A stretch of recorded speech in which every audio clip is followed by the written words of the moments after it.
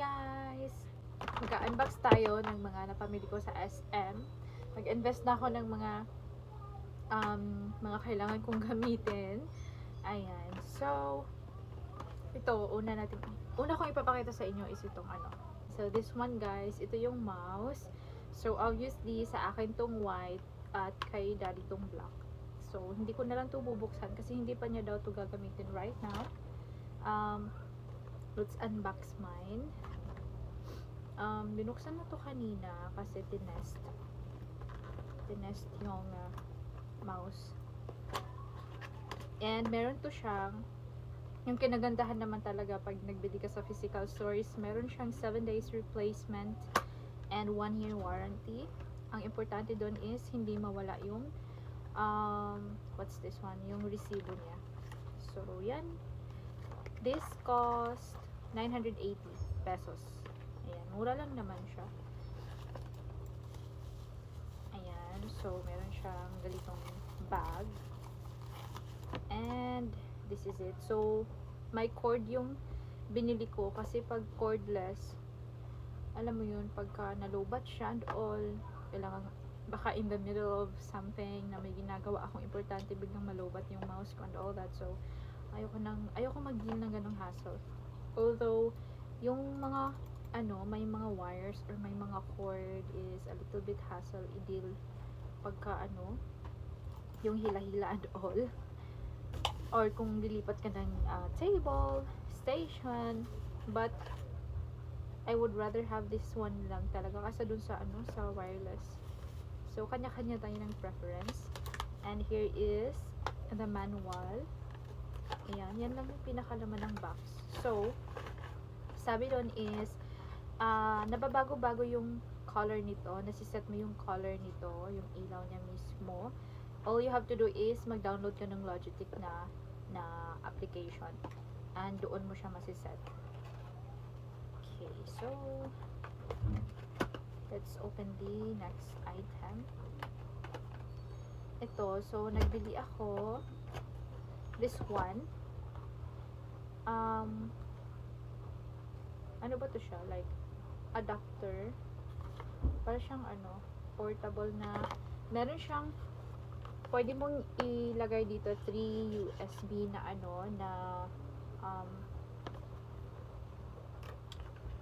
basta pwede mong ilagay dyan yung mga USB mo, guys. Tatlo siya. This one is from Ugreen.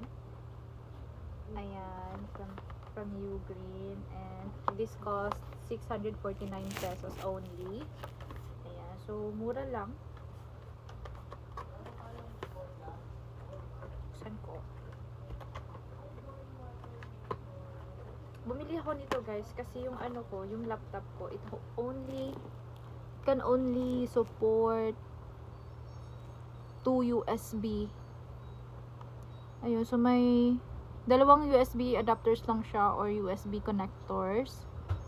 And the rest is Type-C and then HDMI.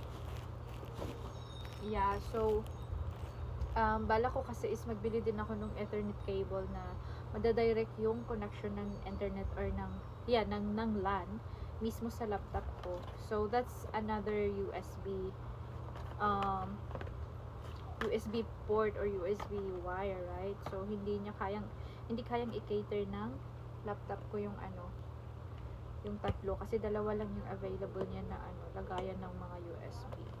So nagbili ako nito as an extender para pwede kong ilagay dito, ko na lang i-connect yung headset ko, yung mouse ko, and isa lang yung mako-consume na space sa laptop ko to connect the USB type na cord. Bunting. So, ito is my replacement din siya.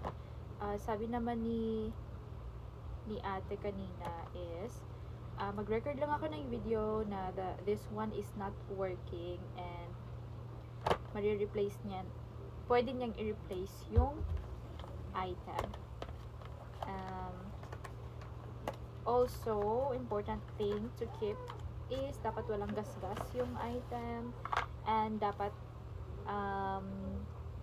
intact or kasama sa isa sa uli ko yung resibo nila. So, ito lang yung pinakalaman ng box. Manual, instruction, ayan. Meron siyang instruction and mismong manual. Then, this one is para siyang sticker.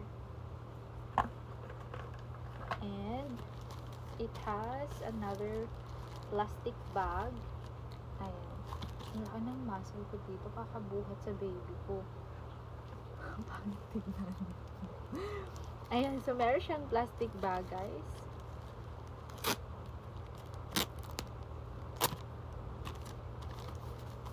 Pakita ko sa inyo kung ano yung pinaka-itsura niya.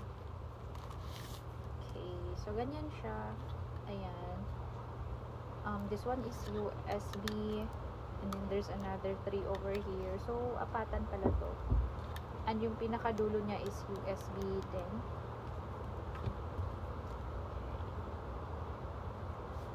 Ako yung tao na pag nag-a-unbox ako ng mga gamit, binabalik ko lahat sa loob. Ayoko yung itatapon, parang nasasayangan ako.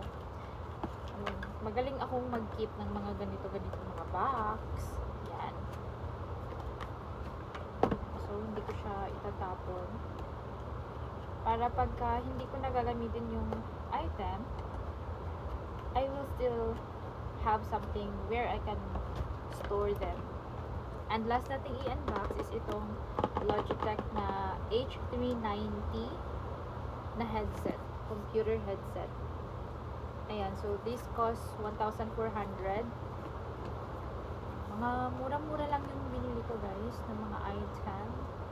Hindi kayo masyadong mag-expect. Mga mumurahin lang kung pinagbibili ko. Para lang may magamit ako. Ayan, so ganyan yung pinaka-itsura niya pagbukas. And just have to pull this out. This. And you will. Wow. Ayan, so this one's empty na. It has a user manual and instruction as well. Ayan, then may bag siya. Pag ganito yung texture ng bag, hindi na siya plastic. Wala siyang cloth. Ayan, and tada!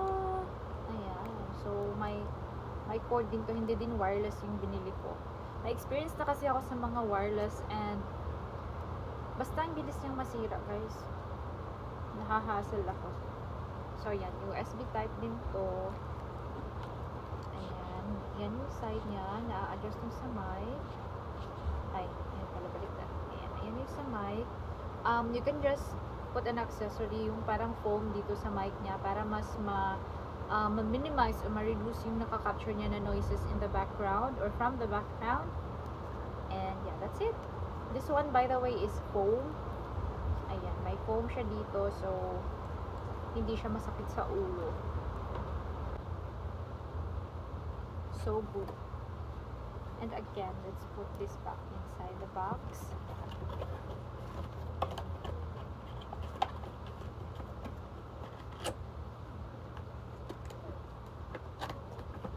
Ayan, so that's it in this video.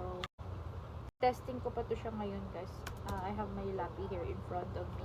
Nasira din kasi yung speaker ng laptop ko, kaya napabili na talaga ako nito.